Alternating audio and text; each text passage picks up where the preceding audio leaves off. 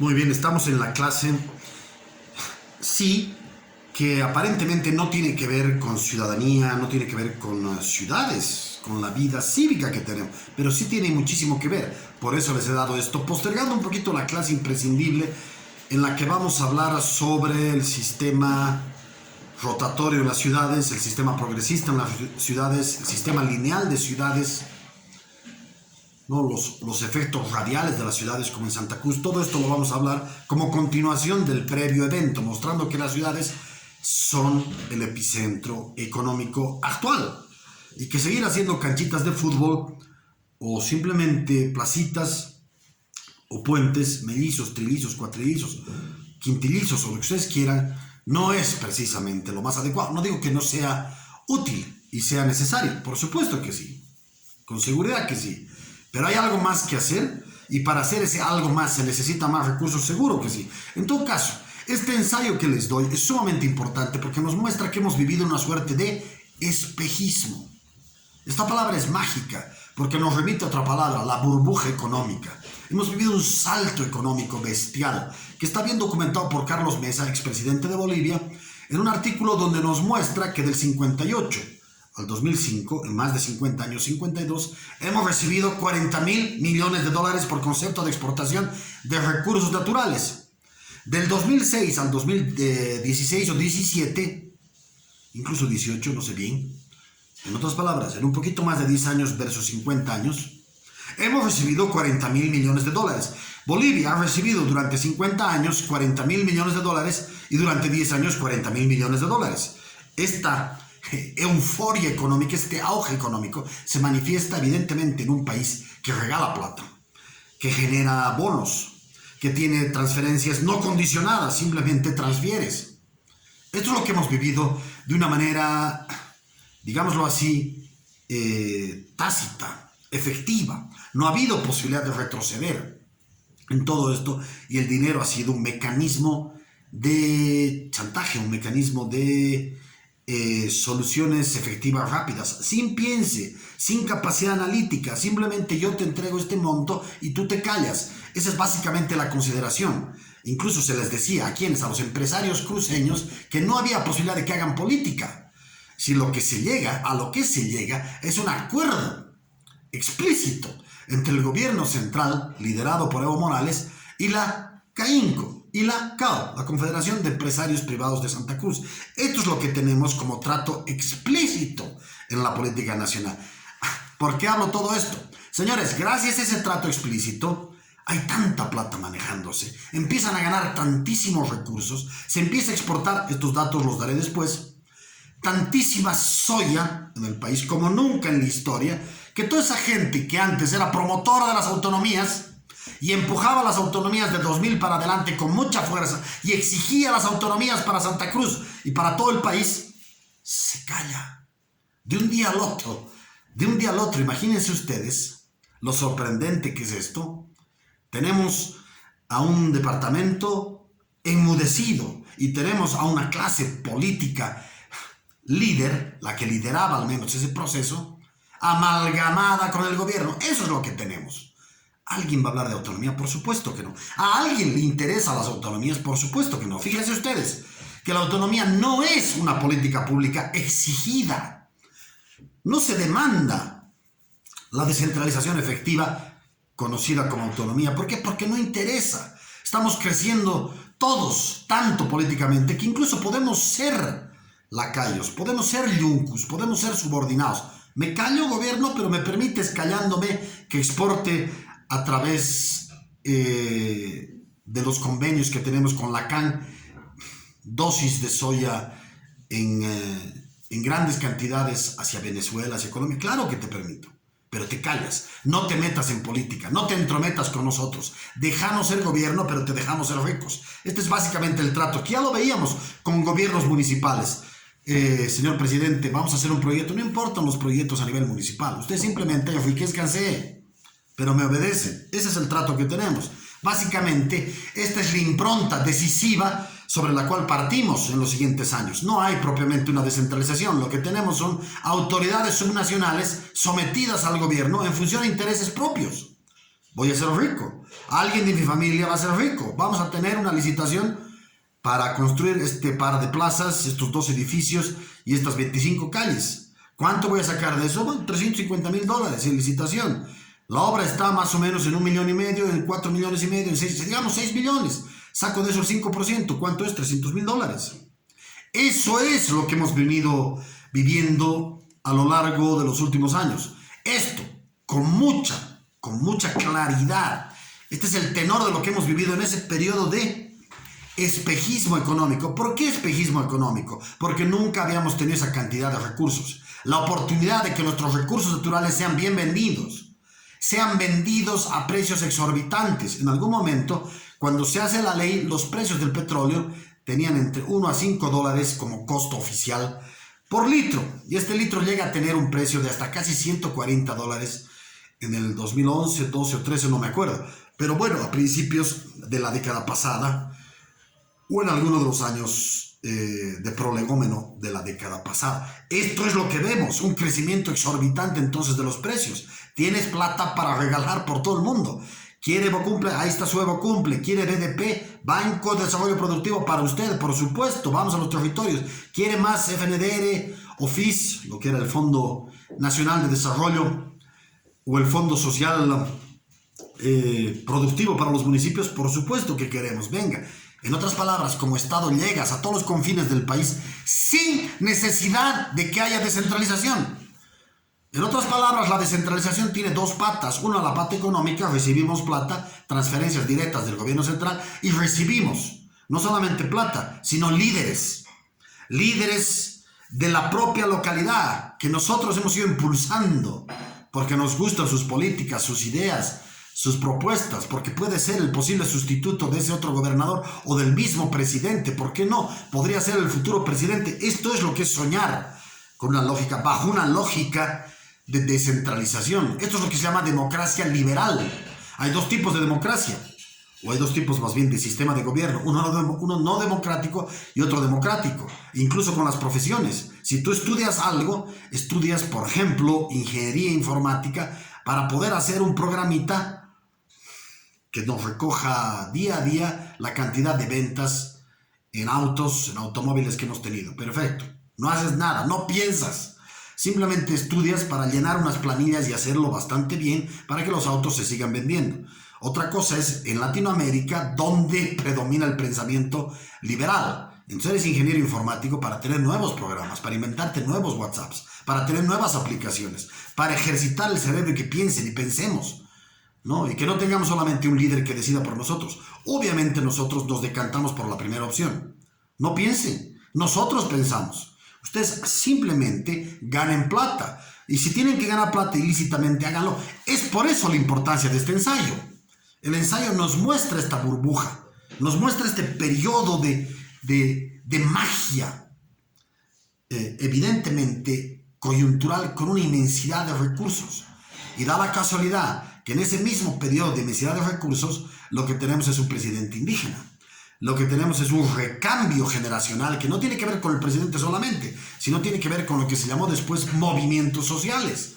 No, es toda una impronta social. Son nuevos actores, otrora relegados, otrora discriminados, fuera de la cápsula de poder, fuera del círculo de poder. Hoy se apropian del círculo de poder, se entran hasta el último confín, toman los baños, los livings, los cuartos principales del palacio de gobierno y después terminan construyendo su propio edificio.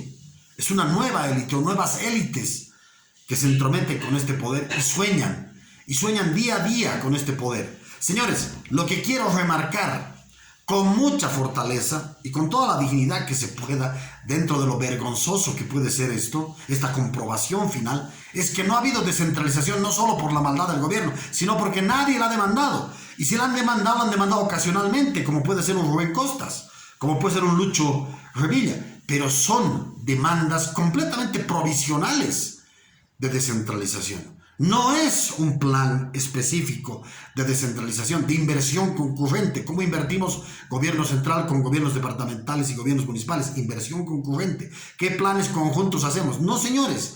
El gobierno simplemente se aproximaba a los municipios y les decía, ¿quieren Evocumple? Bueno, paralelizando toda toda posibilidad de hacer inversión concurrente con los gobiernos departamentales e incluso paralelizando la propia gestión municipal. Yo simplemente te entrego porque me da la gana, pare de contar. Esto es lo que hemos vivido. Es sumamente importante en ese sentido, y aquí viene la segunda parte de mi exposición, analizar la primera parte de lo que expongo en el ensayo como fatalismo. ¿Qué es el fatalismo? Es esa consideración que tenemos muchos bolivianos y hemos tenido muchos bolivianos al generar, a lo largo de los años, distintas reformas. Sí, bonitas reformas, pero así nomás me voy a quedar. Así nomás es. Yo trabajaba personalmente con una señora Basilia, que trabajó muchos años con nosotros, lo que se llamó una empleada doméstica. Y yo le decía a Basilia y, bueno, hablábamos obviamente del progreso, una excelente persona Basilia, ¿no? Y ella me decía, así nomás es, no hay nada que hacer, así nomás hemos nacido, así nos vamos a morir. Fíjense ustedes, esto es el fatalismo, la consideración objetiva, siendo subjetiva completamente, objetivizada más bien de las cosas, como si fuesen naturales, ¿no? La naturalización de la realidad histórica, que muchas veces se la cuenta en términos de fábula, de Sopo, ¿no? Los indígenas como guardianes del Amazonas, ¿no? Esto es obviamente un estereotipo, no nos damos cuenta que muchos de esos indígenas talan árboles, venden cocodrilos a los chinos que vienen, ¿no? O venden obviamente los rinocerontes y los elefantes por sus colmillos, que son tan caros, ¿no? O simplemente la mayor parte de ellos ha migrado a la ciudad y ya vive en la ciudad, contaminando todo lo que tiene que contaminar y ha vendido su territorio comunitario de origen. Es esto lo que tenemos. La vida es un poquito menos idílica de lo que pensamos y todo lo hemos concebido bajo esa lógica de estereotipos, ¿no? Todo. La ley del medio ambiente para que se conjuguen estas poblaciones con un medio ambiente sano. La ley de participación popular para que ellos que son tan pulcros, tan sanos, tan trabajadores puedan tener una ley acorde a sus necesidades y posibilidades y utilicen bien esos recursos, porque sabemos que son muy sanos, muy vírgenes además, ¿no? Muy nobles. ¿Esto es así? Por supuesto que no, por supuesto que no. La ley INRA, para tener tu propio territorio, ¿no? Tu propio pedazo de tierra y poder explotarlo como comunidad indígena o si no como pueblo indígena, mucho más. No, hemos empezado a idealizar todo esto que ha terminado siendo hiperidealizado con la frase de Evo Morales, los indígenas no robamos, no sabemos lo que es eso. Y bueno, es importante mencionar que esto no es una crítica a los indígenas, sino a cualquier pueblo que pise la tierra. Hay seres buenos y hay seres malos. Es evidente que algunos pueblos en el mundo son mejores que otros, pero no porque celestialmente lo sean, no porque por naturaleza lo sean, no que por nacimiento lo sean, sino porque hay ciertas instituciones que te llevan a participar de forma mucho más honesta en ciertos procesos. Si no hay una policía que te controle, si no hay leyes que te controlen, vas a ser corrupto, aunque seas hijo de la Madre Teresa. Bueno, tendrías que ser un hijo del pecado, pero digamos, hijo de la santidad más grande, vas a ser pues corrupto. ¿Por qué? Porque no hay nadie que te diga lo contrario, nadie que frene tus actitudes. Otra cosa es que haya frenos. Por ejemplo, Trump es la demostración más clara de lo que son las instituciones. Trump quería ser como Putin, el dueño de Estados Unidos. No ha podido, porque tenías un tribunal judicial, porque tenías una fiscalía, porque tenías impuestos, porque tenías además departamentos con poderes estaduales enormes, porque tenías municipios, porque tenías distritos, porque tenías realmente ramificaciones enormes por todo el país, porque tenías medios de comunicación que te frenaban. No podías ser autoritario porque las condiciones institucionales te lo impedían, no porque no querías. Esto es sumamente importante de ser tenido en cuenta. Esto es lo más importante. Y lo que vimos finalmente en ese periodo, en esto que llamamos fatalismo, es que durante años los pueblos indígenas se han portado bajo esta lógica de fatalismo. Así nomás es. Todo esto ha ido decreciendo con los años. Primero, mucho antes posiblemente, mucho antes de una revolución del 52. Y hay muchos antes previos, con toda seguridad. Pero son pequeños hitos que no hacen mayoría. Después viene, muchos años después, una participación popular, ¿no? Entonces, fíjense ustedes, con la participación popular, la ley de medio ambiente, la ley INRA, hay un proceso entonces de empoderamiento institucional indígena enorme, ¿no? Que convierte un hito en 10 hitos, pero aún así no son mayoría. ¿Qué sucede con Evo Morales? El proceso más importante de nuestra historia, por lo menos de los últimos 50, 70 años. Una desfatalización, por decirlo así. No hay esta palabra, no existe esta palabra, pero entiéndame, es un quiebre del fatalismo. Ya no somos inferiores, ya no voy a vivir así nomás. Ahora soy igual que tú y quiero una mejor vida. Y este país es mío. Obviamente a algunos ya se les zafan los tornillos y piensan que todo es suyo y que los caras tienen que salir. Bueno, más allá de eso, hay un proceso de igualación alucinante. Hay un proceso de empoderamiento de los no tradicionalmente empoderados, más allá de algunos sectores. Posiblemente algún burgués, algún aristócrata indígena, algún curaca, posiblemente algún dueño de algunas tierras, alguno que había exportado, alguno que tenía profesión. Todo esto era un conjunto de minorías. Todas estas minorías se coaligan y conforman bajo el mandato de Evo Morales una sola sincronía, una música sincrónica institucional que nos dice, señores, no somos inferiores. No somos inferiores, somos iguales. Somos iguales. Y por supuesto, como les decía, algunos dicen, somos mejores y este país nos pertenece. Más allá de esos exabruptos que son necesarios y son además absolutamente imposibles de controlar. Está muy bien que sucedan. Más allá de esto, lo que vemos es precisamente un proceso entonces de irrupción. La gran pregunta es, ¿esa irrupción cómo se traduce en la descentralización? Con mejores alcaldes. Es importantísimo entender que ha sido un proceso de emancipación casi comunitaria, pero bajo un liderazgo unívoco, un liderazgo descabelladamente omnipotente como el de Evo Morales. Imagínense que Evo Morales está enterrado. ¿Qué hacemos con toda esta emancipación lograda del 2006 para adelante? ¿Qué hacemos con este proceso de igualación enorme que hemos vivido? Fantástico además y democratizador además. ¿Qué hacemos? ¿Seguimos bajo la lógica del caudillismo que nos está entrampando en una fiebre de estupidez casi generalizada? ¿Qué hacemos? Esta es la pregunta que merecemos tener. Porque lo lógico para mí sería avanzar después de este proceso con gente empoderada, absolutamente empoderada, hacia un proceso de descentralización. Ese parece ser el futuro. Lamentablemente tenemos, y no estoy exagerando, 9 de cada 10 líderes acostumbrados a ganar plata fácil, acostumbrados a rasguñar en el partido, tocar el timbre al ministro, viceministro, vicepresidente de turno y decirle quiero esto, nosotros le damos esto, ¿no? Bajo acuerdos clientelares, bajo acuerdos prebendales, bajo acuerdos de corrupción.